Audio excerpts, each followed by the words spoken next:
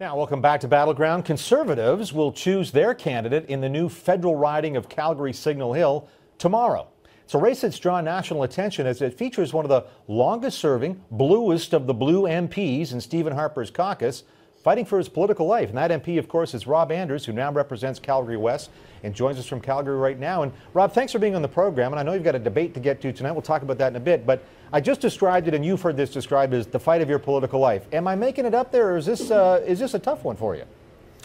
Well, no, we've got over 3,000 people potentially to vote. I imagine we'll probably have over 2,000 ballots cast.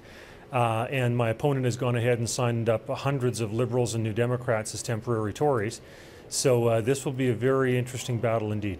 And as you've mentioned, when you brought up this fact that there are people who are card-carrying Liberals or former Liberal candidates or whatever it is, now registered as Conservatives in this new riding association, it's not just your riding association. This could be a tactic that the political opponents of Conservatives in other traditionally Conservative ridings could use to topple Conservatives. Because as you mentioned, you only need 1,000, 1,500 people, and you've done the job of getting rid of a Conservative MP.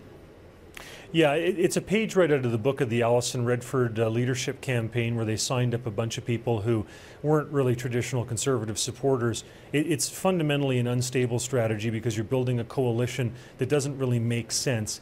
And I think that's one of the things you're seeing with inside the Alberta PCs that they're dealing with right now, is they built a coalition that's highly unstable. But nonetheless, for a short-term period, this type of thing can work.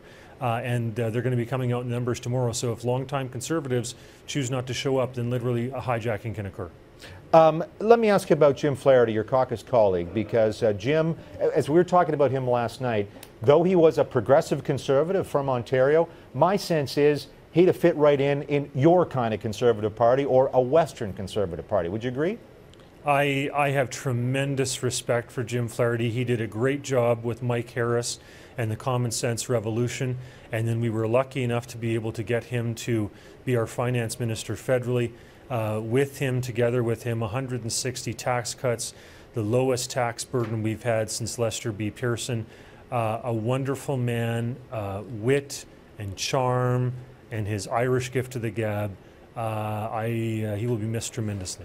Now, as I mentioned, you've got a debate in a couple of hours tonight, and then the voting is all day tomorrow. The debate is just for those who are registered to vote. We wanted to attend and report on it, but it's closed to the media.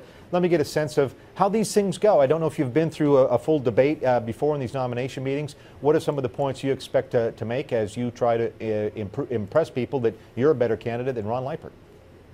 Well, I think I'm going to talk about why it is I'm a Canadian, why it is I'm a Conservative, and why it is that I want to carry on with cutting taxes and getting tough on crime and what have you in Ottawa. And I think it's going to be obvious that there's going to be a contrast between myself and Mr. Leipert in terms of what type of Conservative people want. Do they want a Harper Tory, or do they want a Redford Tory? And there's going to be a bunch of questions that come from the audience, and I imagine we'll have a chance to address all of those as well. I want to ask you, we had Leipert on a couple of nights ago, and this is sort of the same question I asked him. And I'll preface by saying, in Edmonton, you'll recall a couple of elections ago, Mike Lake won, but Tim Uppal wanted that seat, and Tim Uppal kept running against him in nomination races, and eventually Uppal found a seat, and he's now Minister of State, and Tim Uppal and Mike Lake are in the same caucus. Can you see a situation where perhaps Ron Leipert isn't successful, maybe he runs somewhere else, and you end up in the same caucus as him, or flip side, you're not successful here, you find another seat, and you end up similarly in the same caucus as Ron Leipert? Well, politics can make for some strange bedfellows. I guess I would say that, I've been a Conservative Federal Party supporter member for quite some time. I've known the Prime Minister for 24 years. I have put up federal lawn signs election after election. Mr. Leipert himself is a temporary federal Conservative, temporary Tory, in the sense that his membership's only good since last year. I've never seen him out at a Prime Minister's barbecue, and I haven't seen him help out in the federal election campaign. So he's joining a team where he doesn't really support the leader or the team for that matter. So just to parse it back then, because you're going to have a lot of people, 3,000 or whatever are members of the Conservative EDA.